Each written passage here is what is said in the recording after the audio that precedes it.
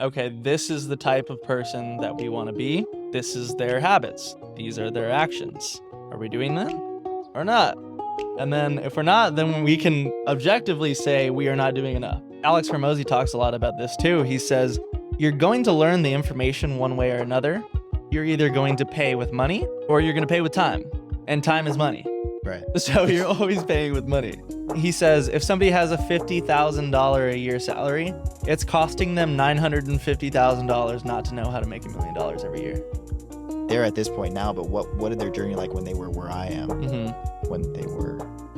That was good grammar. That worked? Okay. Sure, man. Jake speak good. I think it's one of the main key points that you kind of have to work through. You know, if you want to succeed at an above average level, when you commit to something, at least to yourself, you know that you're going to follow through with it and that you can follow through with it. Keeping those promises to myself, no matter how hard they are to follow through on, gives me so much more confidence in my ability to actually believe myself when I say I'm going to do something. I try to be as transparent as possible and kind of show, again, what I wish I would have watched when I was just first starting out, knowing that, hey, you don't have to know everything. Yeah. Because I don't, but here's how I'm still trying to. So absolutely. Welcome back to another episode of the Humanizing Success podcast. Today, we are joined by James Harden. No, not the James Harden you think. He does look a little different than usual. We're related, actually. Yeah, probably. But today we're in Miami, Florida. I actually just moved here. That's a little bit of the reason that I had such a break in the posting, so I apologize for that, other than the fact that I made other excuses. So that's my bad. But today we're with James Harden, and James and I are new friends. We actually met at a real estate investing meetup hosted by Pace Morby. Shout out Pace. I know you're not watching this. You're cool. You might. Who knows? But yeah, so today we have the pleasure of speaking with James Harden here. James, I was hoping that first you could tell us a little bit kind of what you got going on in your life right now. And yeah, what do you do? Okay. Well, thanks for having me on, man. Of course. No, it's funny. I knew kind of like within like the first like 5 minutes of meeting you, we kind of just like went like super basics on our life stories, and we're like, hey, we're pretty similar. Yeah, it's kind of crazy. So no, I saw a lot of myself in you, so that was cool. I mean, kind of just grinding the real estate game right now, you know, just one of those people that have been, real estate like has this allure to it to where it draws people in. They see so much opportunity, and then it gets you fired up, and then you get out there and you realize, hey, this is going to take a lot of work. Right. It's not as simple or clear cut maybe as it seemed. Yeah. So I'm finally at the point of my real estate career where I've actually had to overcome that hurdle of the inaction phase and just like the mentally stimulating through tons of information and actually getting to work. So that's where I'm at right now, and took a lot to overcome that. I feel like that phase is in different ways, obviously, but takes place in kind of any sort of real business or something you're going to pursue. You know, you're unsure. You're like, wait, I don't really know what I'm doing, but you know, you're not always going to know. You're probably not going to know what you're doing until you've been through the reps and things like that. But so what are you a realtor? Just to yes. I'm a real estate agent, Okay. The James Ruff Group, small private firm. And then when I first started, it was just working with buyers, trying to get them into homes, and then trying to just build network out and see if I can get a couple listings. Yeah, makes sense. So the first topic that I speak about with people here and that I find very interesting in the different answers I get is, when you picture success, what comes to mind? I knew this question was going to be asked. So thankfully, I did prepare a little bit for this. Okay. And I'm glad I did, because my definition actually changed. Because as you thought about it? I was writing about it. I like to give myself like little prompts and write about them. Yeah. So when I was writing about this, I kind of boiled it down to what I think is the healthiest, most impactful definition of success for myself. And that's keeping promises that I've made to myself. So you might not believe me, but before we watched this podcast earlier today, I was going through TikTok as you do, and I came upon a video by someone who was literally talking about the process of success being proving that you can trust yourself Mm-hmm. and making small victories and small, like, okay, I said I'm going to do this, Yeah, you're building which rapport is with just yourself. crazy. Yeah. Continue on. No, exactly what That's you're talking about. Like I've probably heard similar people talk about this type of thing, but it's like when you're constantly letting yourself down and not doing the things that you say you're going to do, whether that's on a micro level, like, oh, I'm going to get up at this time, I'm going to do this activity, right. and then you wake up late, you don't end up doing that, you literally just smack yourself across the face and say, I don't respect myself enough to actually get this activity done. Right. And it kind of just has it can have a snowball effect from what I've noticed. So what is the first thing you need, like, how can you hold yourself accountable there? Because I almost feel like sometimes I've had things where I said I wanted to do or whatever, I didn't write them down, I didn't Mhm. actually plan it, and so when I didn't do it, I was like, well, it was, it was just a thought or whatever. So what do you think the first step in creating those smaller successes is? Like those little habits, building those Yeah. habits. I mean, it's kind of just realizing that you it's not gonna happen if you don't, and Yeah. it's almost like you have to well, for me, I don't know what the first step should be. I don't think there is, like, a first step necessarily. Well, I guess how have you gone about it is the better question, because that's all we care about Well, here. I just completely deflated, Okay, what and does that mean? I let it take me all the way down to, like, the bottom almost. So, when I first started doing real estate, um, I completely quit the job that I was at working here, Okay. and then saved up enough money to just say, "Hey, I'm gonna be a full-time real estate agent." Didn't know what that looked like, just figured I'd be able to figure it out. Hmm. Because 'Cause I've been able to figure out a lot of stuff in my life just Right. kinda winging it. Yeah. And so, got my license, got hooked up with a great broker. Thankfully, that was the one thing I did right, Yeah. was actually get a great mentor. And then I just kinda did what I did my whole academic career and just procrastinated thinking that It'll just come. yeah, something's gonna fall into my lap, you know? I'm a real estate agent. Real estate is going to transpire. Right. Isn't that funny? Yeah, right. And so, um, I totally had just a realization that, oh shoot, I'm on my own now. There's nothing holding me accountable. Right. And you Was this real the first job, by the way, that you didn't have like hours, or like it was on you? yeah, yeah. And it's the first time in my life where I was totally outside an environment that held me accountable. Right. Because I mean, you think about it, you grow up, you're going to school, you're held accountable by your teachers. You don't do your homework, you get punished. You don't do your chores, you get punished. You sign up for a sport because you want to do something, you get punished if you don't do it. You're running laps. Right. Whatever the case is at your job, there's always some sort of like consequences immediately. Right. And also for the school thing, that leaks into your home and your parents find out about it and you get trouble at home. Exactly. And they Yeah. hold you accountable. So it's like, yeah, you're not studying for your tests. You're not going to get this grade. You don't Yeah. get this grade. Your parents are going to be mad. You're not going to get into college, whatever. Like, Yeah. it's so immediate, these consequences. But then when you're finally, especially in entrepreneurship, it's free. It's like an open sandbox world out there. I mean, you cannot do something and nothing's going to happen to you. And so that was the first time in my life that I was really actually face to face with myself. Yeah. And I was not up for the challenge. So we had a conversation the other day, which you just made me think about, where you talked about a lot of people talk about recently delayed gratification, but you were talking about delayed Consequences. Yeah, man. consequences. Yeah. It just hits you like a truck. Because I mean, What does that mean exactly? What are delayed well, consequences?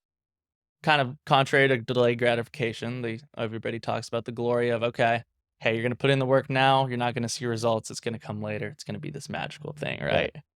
Delayed consequences, on the other hand, in my opinion, they pose no immediate threat, and they just sneak up on you months or years later, to the point where after enough period of inaction, they just you're like in your own head and you're thinking, hey, I'm still in the same position I was 5 years ago, or it doesn't even have to be that long. It'd be a couple months, a Right. year. You're just like, damn, I didn't do anything. And I could have been, if I had actually put in all the work in this time period, I could have been here. Right. But now I'm not. And now I feel like crap. And we were talking about depending on where you are in life and what you have at that point, how old you are and things like that. Sometimes it can be too late in that laziness or whatever that kept you from, or excuses or whatever it was that kept you from, seeing that reality beforehand can sometimes, time is not something we necessarily get back. So, hmm um, But I think that time that you're in that pain almost plays into the fact that you know what the other side of the fence is yeah. gonna be, and you know that you don't want to go back to that. So another topic, which sometimes when things get brought up, I like to jump into it. So another topic I was going to talk about was failures with you. Failure is motivation. They kind of play into each other for yourself. And we've had different conversations about where motivation comes from and, how you maintain it and things like that. There's been other people like Alex Hermosi who he talks about kind of drawing motivation mainly from being frustrated with where you are. hmm Do you feel like it can be drawn from both sides, like the positive or like building like encouragement for yourself? Or Yeah, I mean, I think there's a lot of things that can trigger motivation. There was this one study, I forgot where it came from, but they showed that the fear of loss is actually more powerful than the opportunity of gain, yeah, I saw that. I and think people will try to do everything they can to avoid losing something. it's so backwards. I know, right? And so, because I mean, the whole idea behind like manifestation is to think about all the things that you want in your life, Yeah, but the real emotional driver is when you're thinking about all the things you don't want in your life. right, So it's like it's a balancing act between thinking, okay, this is where I can end up if I don't do this. right, and not letting that fear consume you, Exactly. Yeah, yeah. because fear-based decisions are kind of they usually lead to unfortunate hmm events. Which in my case, I haven't really made that many fear-based decisions. Yeah, Yeah, like I don't know. It just when moving to Florida just kind of happened out of nowhere. Like I got my elbow surgery, and then the doctor was like, "Yo, what are you gonna do? Are you gonna stay here and do the rehab, yeah. or are you gonna go back to California and figure it out?" And I was like, "I'll stay here." And then he's like, "You got a job?" I was like, "I'll get a job." He's like, "You got an apartment?" And I'm like, "I'll find something." It's great. Like, You just so had that feeling like I'm gonna figure it. Like I'll be able to figure it out. yeah, yeah. So I don't know. I almost wish I had a little more of that survival instinct because I think that I would have been a little more motivated to actually follow through on some of the promises that I made to myself. What if you had to choose a couple of the promises that maybe you haven't fulfilled for yourself right now? What would those be, or That that would you're working be on? they would be making more phone calls, Okay. and it would actually be being more consistent with the things that I know this is broad, but it could be anything because usually I'll hop around between a couple of them. Like I'll be like, "Oh, I'm going to tell myself I'm going to do this tomorrow," and then it'll change to that. I wish I could just stack them better. Does that mean being able to manage your time better, or what does that look like? Um, yeah, it does. Managing my time better, I would say. Yeah, because I get Yeah. easily hyper focused on things. Like when I start doing something, I don't stop doing something. Yeah. Like for instance, when I first moved here, I was building a bed frame, and from sun up to like almost sundown, like didn't eat anything, barely drank water. What is this bed frame? Like a trapeze bed? No, so I saw something cool on like Pinterest or something, and I was Okay. like, oh, that would be dope. I want to make this, and so I just went to Home Depot. You were making it yourself? Yeah, yeah. Oh, that makes so much more sense. I thought you like bought a pre-made one and you're just having so much trouble putting the pieces together. Yeah, no, I'm not an IKEA. Unfortunately, what's it called? I grew up in a house where my mom was very crafty, Cool. very handy. Same with Yeah. my dad. they were both in the fields of just like hammer and nails kind of deal. And so it just came naturally for me to just start building stuff as well. And so Yeah. whether it was anything we needed at all, my mom was always like, "Oh, we can make that." I like that. I And like it's that. fun, but it's also like now I'm kind of like outside of that. I feel like Sure. I could spend my time doing more productive things, and I almost feel guilty if I want to start doing something like that, but So, on the topic of feeling guilty about maybe doing something that you do enjoy, I think that especially in the phase that I've been in where I like you, I feel guilty when I'm not necessarily maybe I'm doing something that's productive. Like it's not necessarily watching TV or something, but like doing cleaning the being curious house. about right, or cleaning the house or being curious about some other side project or Mhm. whatever. I really enjoy those things, but they aren't necessarily associated with my immediate goal.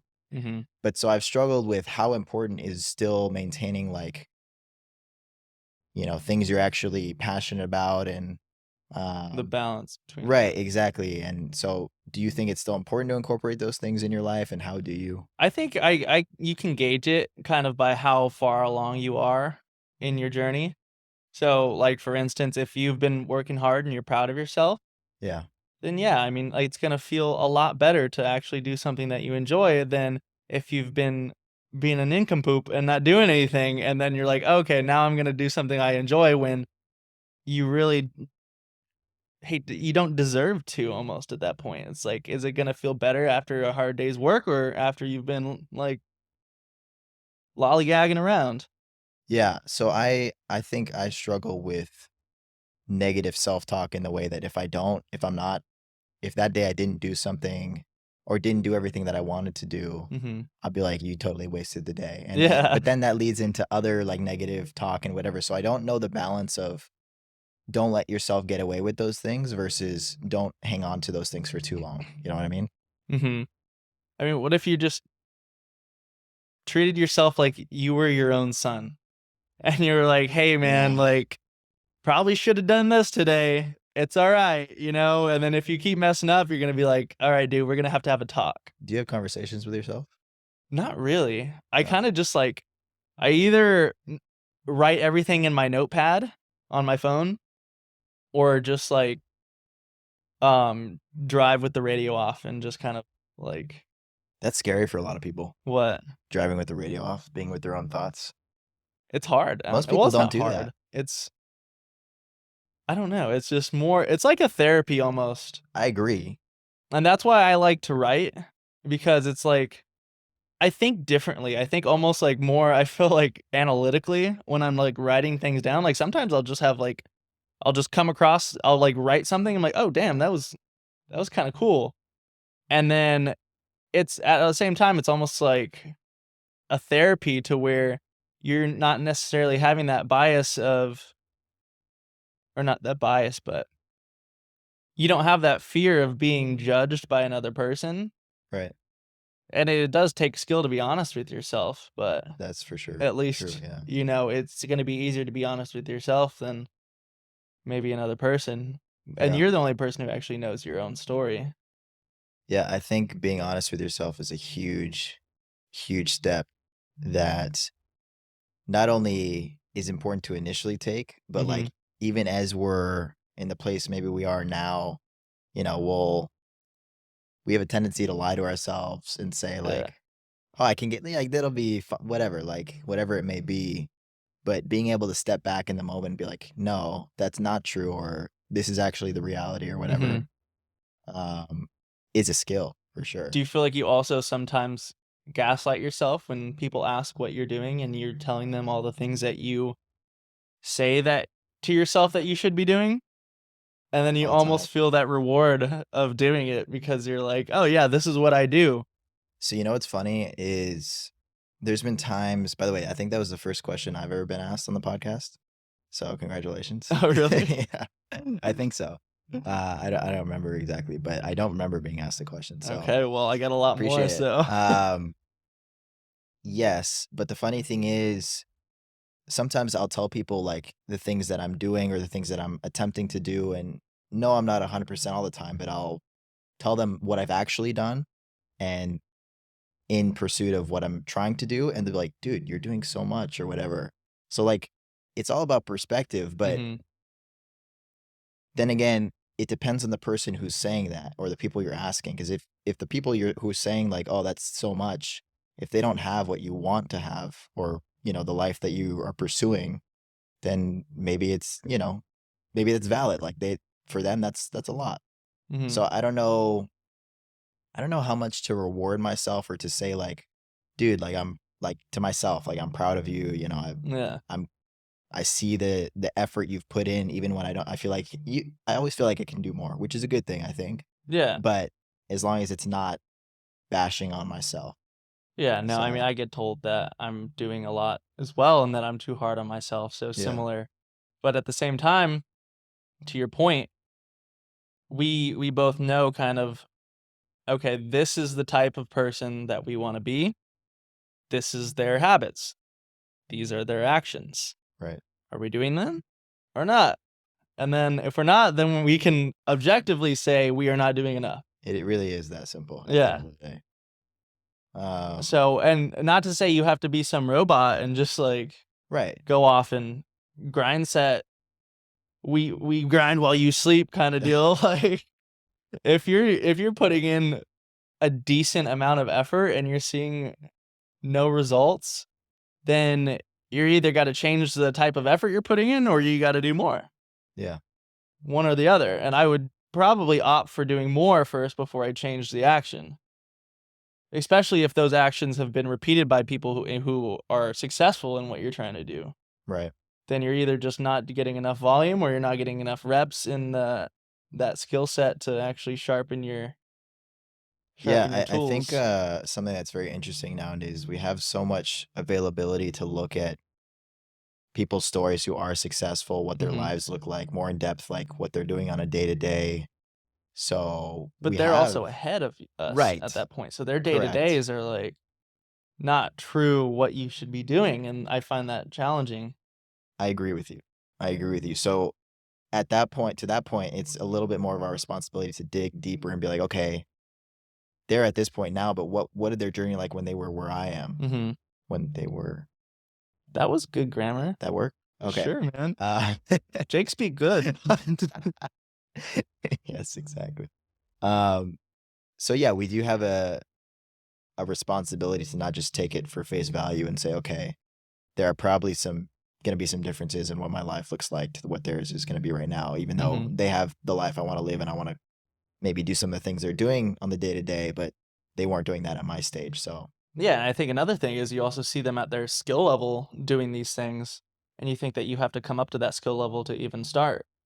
yes, right. But how did they get to that skill level? Yeah, they just they fumbled a bunch. I always forget, but never mind.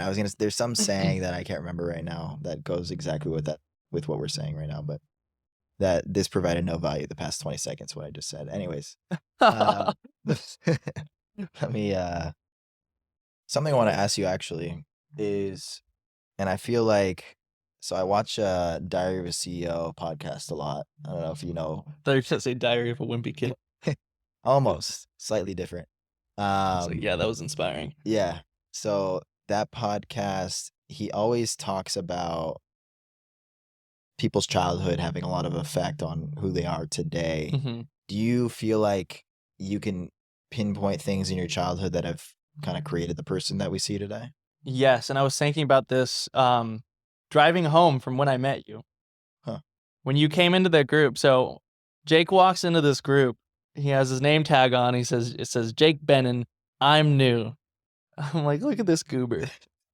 You I know? figured I'd just cut all the BS in the beginning and just be, bro, I have no idea what's going on. Someone come up to me. Yeah, It worked. and no, I saw myself in you at that point because growing up with my mom, she's like the textbook definition of an extrovert.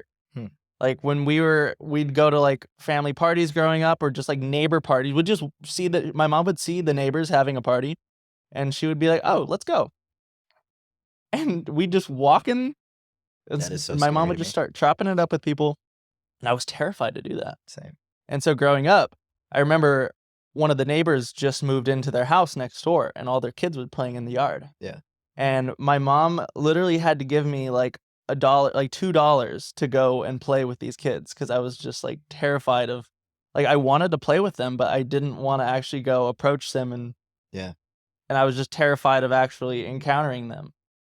But she forced me outside my comfort zone every single day, and I'm grateful for that. So I think that has had a big effect on me growing up, because whenever I see somebody new to a situation, whether that would be like a coworker Yeah. or somebody like you who is walking into the group hoping to get the most out of it, I like want to go up to them and just like make them feel included and welcomed.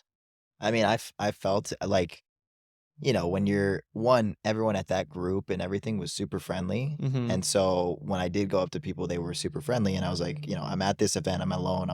I have to go up to people. I kind of Yeah. force myself to be there. But when I walked up to, it was like 4 or 5 guys that you guys were talking with. And I was like, we're fairly around the same age-ish, younger, the first half of our lives age. And so it was scary. And I was like, oh, like who? And then all of a sudden you just like made your way around the circle. I was like, is this guy coming over to me? And so it was very nice. I appreciated it. And look where we are now. Yeah. No, I always wish that somebody would do that to me whenever I'm in a new social situation. Right. So I'm like, I'm just gonna be. I'm not. It's not even like a choice. I just like naturally just want to do that because I wish somebody would ever do that You to see me. it, Yeah. You wish it was the other way around. Yeah, I always wish it was the other way around because I Yeah. hate making introductions. Yeah, absolutely. No, I appreciate But if it. I don't do it, nobody's going to. Yeah. So So we talked a little bit about failures and failure, but what do you see? What role do failures play in your life, you think? And how do you look at them? I look at them. I think I look at them in two ways. First being, why did you do that? Okay. If it is something that I had complete control of. Okay. If it's something like if I'm on a cold call and I totally botched it, I'm like, all right, I'm learning now at Yeah. this point. But if it's to my point of something that I made a promise I was going to do something and I didn't, then I'm like, you piece of shit. You. Is that promise to yourself you're saying, or? Yeah, promise to myself. Okay. And so I think there are different types of failures, and certain ones are good and certain ones are inexcusable, but you also learn from them as well. Right. So that's the other side. Like, Yeah. even if it is a failure you shouldn't be like accepting of necessarily, there is that other side of, okay, take what I can from it. Yeah, this is how it feels. Exactly. And remember that feeling so that I can picture it beforehand. Honestly, that's how I've avoided, and that's how I try to think of a lot of things these days. Like when I'm making an action or making a decision, I'll try to think of especially if it's something like a decision, like, let's just say getting a motorcycle now. So I used to have a motorcycle, but now thinking about getting a motorcycle, I think it's one of those things where the gain from it, if you actually think about it, I don't know how it could be worth the risk almost. Oh, especially here in Florida, bro. No helmets. You don't want to do that. In Miami here. Oh my God. Insane. It's the biggest collection of the world's worst drivers is here in Florida. Yeah. I've never seen so many just blatant traffic violations or accidents. Like, I remember when I first got here, I was driving to work and there was like 4 cars flipped over, just separate occasions. And I'm like, what is going on? I feel like I accidentally stumbled onto like an action movie set. Yeah. And I'm like, okay, where's Optimus Prime? Like, tell him to chill out. I need to get to work. Bro, the amount of accidents that I've seen, like with the car in front of me, car behind, like right in my area here, like 2 or 3 within the first 2 weeks I was here. And Yeah, it's like that. One time I had this, I'm cruising along on the freeway in the fast lane, and this dad on his motorcycle with his probably 6, 7-year-old girl on the back of the motorcycle with her little bicycle helmet on that's falling off, merges onto the freeway, gets into the lane next to me, and then all of a sudden he decides, or he doesn't decide, but he doesn't see me for some reason. I guess I'm in his blind spot. But as a motorcyclist, you're supposed to look and not just look at your mirrors because you have that ability and you don't want to. And you have a child. Right, and you have a child and you're on a bike that's gonna like explode if you hit a car practically. So he gets over into my lane, or he tries to, and I don't have enough time to like honk or anything, but Yeah. like People be bold out here. It's crazy. It's crazy. Live fast, die young, brother. And yeah, right. Exactly. That's the motto. There's bad drivers in Israel, but here it's, and I didn't think you could get on another level because it's pretty bad there. But here it's on another level. Do they drive on the right side of the road? Same side here as here. Freeway structure is kind of similar, or? Yeah, less lanes usually. Okay. Small. Everything's a little bit smaller. Got it. But yeah, it's especially in Tel Aviv, which is a super compact city, kind of a bit like Miami. So much more traffic and like just so many people passing through there. So there's always traffic almost, and it's faster getting on a bike. It's honestly nice to know that other countries have traffic too. Yes. Outside of Tel Aviv, very little. But well, have you seen those videos where it's like, I forgot what culture it was, but it's like crisscrossing like mopeds, cars, like and people walking, and they just all like seamlessly merge together. Yeah, I think it's like India or something. So beautiful. It's could never be us. Absolutely not. Right, especially in like, well, each place has their own struggles, but in California we practically never see rain. So yeah, when it rains, people forget how to drive. California, we're rude. Yeah. In California, I'm from California, by the way. Yeah. We're rude drivers, but we're not bad drivers. Right. I agree. We can cut you off. I agree. We're safe about it. You know, Florida is just like reckless. Yeah. I got rear-ended in the rain here. Really? Yeah, I was stopped at a red light for probably like 10 seconds, and this girl comes. I don't know how you can avoid an accident here. Barreling into me. Well, for one, do not stop at a yellow light. You better know. It was, I've cut a yellow light close before just because I didn't want to get slammed into. And like, I was this close to probably running it. Yeah. And I'm like, I've been here a month already. I know somebody's behind me. But I was leading the charge of like 4 cars. Like, they just did not care. And a school bus. Oh my gosh. Like, that thing had kids on it. I've noticed that. It's not like, okay, yellow, red, everyone stops. It's a yellow, red, 2 or 3 more cars go, and then everyone stops. Yeah. No, like if the light just turned green, wait a second. Don't go. Yeah, somebody's going still. No. Hold your horses, sweetheart. Insane. So another thing I wanted to talk about is surroundings and who you surround yourself with, where you are. What have you noticed? What kind of effect that has on life in general, yourself? You hear it everywhere. Everyone's like, oh, you're the sum of the 5 people you hang out with. Your net worth is your network. Right. God damn, it's so true. It's so true. And I just always assumed that it wasn't that important. Yeah. But I mean, the first 2 years, well, I've only been here 2 years. So the first year I was here and I got my real estate license, I didn't surround myself with anybody in real estate. I just kind of worked with my coworkers and hung out with the people that were in my original vicinity. Yeah. And I didn't really go anywhere with real estate. Is that because you didn't think about it, or why do you think you didn't? I mean, I just felt, again, awkward reaching out to people. Right. And it wasn't until I joined the Sub 2 community and learned about Pace Morby and all of those people that I actually started to branch out and try to get help from people. And it just totally turned my world upside down. I started having conversations with all these people that I watched YouTube videos about. And now all of a sudden, like, I have their phone numbers and like we chat and just like they help me. Did you want to do it all yourself?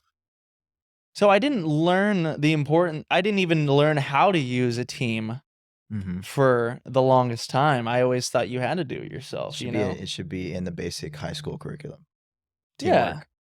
Well, I mean, team building, business, you know. yeah, and I heard this one podcast, they were talking about how, like, they pretty much program you to only work by yourself, like, you have to take the test by yourself, which is I get it, you know? It's not like Yeah. they're purposely trying to do that, or maybe they are, I don't know, I have my my own trust issues with that, but, like, it's kind of just like you're growing up in a culture to where you have to do everything yourself, and they're not really teaching you too much how to work with a team. I mean, you Right. do have group projects and all, but, like, which I think probably group projects were the most valuable lessons that high school probably could have taught For sure. anybody.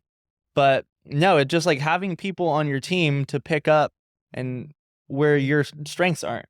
So, like, for example, in the real estate business, I have no idea what I'm doing sometimes. I understand the basic concepts. Yes. I understand how they're applicable. Yeah. And why they're needed. Yeah. But if you told me right now, if you had a gun to my head and said, structure this contract, Right. RIP, tell my mom I love her. Like, but what I would do is in that scenario, I would say, okay, great. Let me get you in touch with so-and-so. They're Right. going to handle the next steps from here. And then I'm going to be involved in that process. So with my broker, that's exactly what I do. I have these conversations and I say, let me get you in touch with my broker, and we'll walk you through the next steps, or we'll whiteboard this. Yeah. I fill him in what's going on, and he walks me through everything before we do it, and then when we're doing it, I notice what he's doing, and so now I can get another step further by myself. Right. So I think you can make a bit of progress on your own, but not only will you make more progress, but the speed of the progress increases tenfold when you have other people alongside you. Mm-hmm. And I think a mentor or mentorship is kind of a cheat code almost, like how useful and important it is. Oh, totally. Yeah. I mean, Alex Hormozy talks a lot about this too. He says you're going to learn the information one way or another. You're either going to pay with money or you're going to pay with time. And time is money. Right. So you're always paying with money. That's so true. And the opportunity cost of not knowing that information as fast as possible is also costing you money. True. Like he always talks about, like, he says if somebody has a $50,000 a year salary, it's costing them $950,000 not to know how to make $1 million every year. Right. So Funny to think about. So when people say, like, oh, I can't afford to get into a mentorship or whatever, Yeah. it's like you can't afford not to, quite literally, in that example. Yeah, that's true. What is your take on the risk side of necessarily maybe putting yourself in a little bit of financial trouble in order to get knowledge? Oh, I maxed out 3 credit cards There we to go. get on mine. Yeah, we're running and gunning out here, man. Yeah. But no, I saw the value. Okay. Based upon my own needs. When I actually was trying to buy a place so I found this duplex opportunity that was pretty lucrative, and my dad had just got his pension check. Okay. And so he got like a decent chunk of change from his pension, and it was just going to sit there. He wasn't going to do anything with it. And so I was like, hey, like, I'm a first-time home buyer. I could do this transaction for you and get you some cash flow. Like, I could live in half of it, rent out the other half for like $2,000. You would be getting $500 a month in cash flow, $6,000 a year. You only have to put 3.5 down. It was a great deal. And so we were structuring this deal. Offer got accepted. Everything was great. And then we ran into some financing troubles. Because they live in California and I'm in Florida. We also have to abide by California's niche little laws when it comes to FHA loans. There's a lot of them. And so my mom owns a small business. Okay. And she had just transferred all of her business debt into her personal name to get a better APR. Gotcha. And so in California, your spouse's debt is also tacked on to your debt to income ratio. Gotcha. So when they were underwriting us, they noticed that inflated DTI and were like, whoa, hold on, like you're not gonna qualify for this anymore. And I Yeah. was like, what the heck? And they're like, you're gonna need an increased down payment for so and it ended up going from like 3.5 to I believe like around 12% down. Oh wow. Still nothing crazy. It still would have been like a 20% cash on cash return at that Okay. rate, which is a pretty decent Yeah. return on investment. And then they found another problem with the loan being that my dad wasn't going to live in the house with me as the co-signer. That's also a California thing. So Gotcha. it just totally fell apart. And I'm like, so that was my first experience Yeah. trying to buy a house, and it was a nightmare. I had to jump through so many hoops, a bajillion hoops. And I Right. was like, how do people do this? It was so hard. And then I was like, there's got to be another way. Yeah. And that's when I found Pace Morby and just opened up this entire world of possibilities to where you can do almost a limitless amount of things with creative finance if you just think outside the box. Right. And you can accomplish pretty much darn well. Right. There's almost a solution to every. Yeah, there's pretty much a solution to every objection. Yeah. And so that's when I really got excited and passionate about it, because I struggled through this myself and saw that there was such a need for people who own businesses that can't qualify, for people. One of my neighbors, he was in the Army. Yeah. And he qualifies for a VA loan, which is one of the best loans you can get. Right. Except his wife's income didn't, for whatever reason, they didn't take his wife's income into consideration. Okay. So he wasn't able to get the price of the house he wanted. And so he was only able to qualify for houses that they weren't interested in. Gotcha. So now they're renting when they could have bought something, and now they're just throwing money down the drain renting. Yeah. And so with this creative finance thing, it's like the only limitation is how creative can you be? Right. You don't even need your own money sometimes. Yeah. That blows my mind still. So we could talk about this part that we're getting into for a long time, but Yeah, I sorry, want to reroute. Somebody to- mentions real estate and I'm just like, No, that's good. That's good. So the last question I like to ask is, what are you most proud of in your life so far? I like that question. I'm actually proud of I'm proud of the self-accountability that I found. It was something that I had worked so hard on, and I kept failing at, and it took me so long to actually build a rapport with myself, because I mean, looking back at it, I damaged my relationship with myself a lot because I kept falling through on these promises I would make on myself. Right. And just learning to keeping those promises to myself, no matter how hard they are to follow through on, just gives me so much more confidence in my ability to actually believe myself when I say I'm going to do something. Right. And that's so important if you want to progress. Yeah. So yeah, I think it's one of the main key points that you kind of have to work through in the beginning of kind of, I guess, finding who you are for Mhm. one. But, if you want to succeed at an above average level, you kind of have to overcome that in some way. And, when you commit to something, at least to yourself, you know that you're going to follow through with it, and Mhm. that you can follow through with it. Yeah, and it also, I mean, it has an effect on your relationships as well. I mean, Yeah, true. people in your life, they see you telling, or well, the people in your life, they hear you saying that you're going to do this and that, and you don't do it. You're now not only a man of your word to yourself, but now people see you as just somebody who, It says a lot of things. yeah, is all talk, and they won't believe you next time you say that you're going to do something, whether that's for them or for yourself. Yeah. Yeah, it's so true.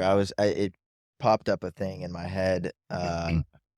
After high school, there's a lot of I've always been someone who kind of bounced around, never really committed to something, and kind of just uh, tried a whole bunch of things, which I don't think is necessarily a bad thing. Like I'm here because of that, and it does affect me in some way. Like as soon as I start to maybe see success, I think I'm a little bit afraid of success, to be honest, because it Hmm. implies now you're responsible for continuing that and improving and things like that. Deeper topic, but when I said that I was gonna go to the army in Israel and do this whole big thing, I had told one of my buddies, and then I went, and then I like FaceTimed him while I was there. He's like, "Dude, I didn't think you were actually gonna do this." Really? And it was funny. I was like, "Yeah." It kind of like clicked for me. I was Yeah. like, Why do you think that is? that I hadn't followed through before, or Or why do you think that he assumed that you weren't gonna do that? well, because I had originally said I was gonna go to University of Hawaii and study marine biology, and then I lived there for half a year, or not even half a year, 3 months, and then came Mhm. back, and then I said I was gonna get my real estate license at one point, and then I said I was gonna go to Moorpark College and finish this major, and I just didn't like it, and so I don't necessarily think I should have finished some of those things because they Yeah. weren't the direction I wanted to go, Well, but you're also young at that right, point. but I was building up this stigma that, I make these huge decision commitments and then change my mind, which like I said, I don't think is necessarily a bad thing in all those cases, but I think there is some, um, I guess, gain to be had from finishing something, even if you don't necessarily, if you realize you're not in love with it in the moment. So I guess getting to a certain point with it. Yeah, I mean, to that point, it's like you mentioned almost being afraid of success because that means you have to commit to something. It's not it's not the end of the world, Yeah. but at the same time, it is scary because now you feel almost obligated to either see this through or be seen as somebody who isn't a man of their word Or failed. or failed. Yeah, I think failed is more geared towards your fear of being judged by other people. True. I think not doing what you say you're going to do is more of a fear of letting yourself down. Yeah, that makes sense. I don't know. But at the end of the day, you can't really take everything too seriously. Yeah, I it's think when we true. start taking ourselves too seriously, we start getting too in our heads, like everybody's watching our every move, and that 100%. 100%. it kind of just I think mental vacations and like stepping out of your current reality sometimes and getting different perspectives can be mhm. so helpful, one, but just necessary at the end of the day. So yeah, there's nowhere else I was going with that, but we are at the end Are part we? of our podcast here, and so the last thing I'd like to do is do a word association with you. yes. So I have 5 words that we're gonna go over, and you kind of give me your first response, first one word to a couple words maximum Okay. response. Failure. Macaroni. Perfect. You really want macaroni, don't you? The cups. The cups look like He macaroni. thinks these look like macaroni, this purple cup right here. Hold on, let me close my eyes and do There it so you I'm go. not influenced. Small wins. Pink? Damn it, I'm thinking about the cup. The cup's purple. Oh, Okay. Small win. Oh, I thought you said Small small wins. small wins. Okay, We can keep continue. going. Hold Okay. on. No, I'm gonna answer. Okay, Okay. failure. Now I'm thinking about it. Yeah. Okay, let me start with small wins. Important. Okay. Failure. More. More. Gratitude. Why am I thinking the most basic words? I was like, It's good. that's that's fine. Gratitude. Good. Okay. You're thinking way too hard, right? I don't think I'm thinking hard enough. I'm at a first grade vocabulary. It's reverse thinking too much, not thinking hard enough. Your surroundings. Fun. Golf. Bad. Like you're bad and 4. golf. Okay, amazing. Um Thank you, James, for being here today. That's what it says I should tell you. But now Okay. now we're gonna go off script here. Okay. Thank you very much for being here. I've thoroughly enjoyed this. I think honestly, we might want to do our own separate podcast because I think we have very valuable conversations that we've talked about before. Dude, I was thinking the same thing. So maybe you'll see the James and the JJ The J&J. J&J The first podcast. J is Jake. But which? Oh, okay, all right. I was just gonna say, but then you don't know which is fine. Anyways, thank you so much for being here. Wait, I want to word associate you now. Okay, go for it. Plant. Red. Life. Great. James. Funny.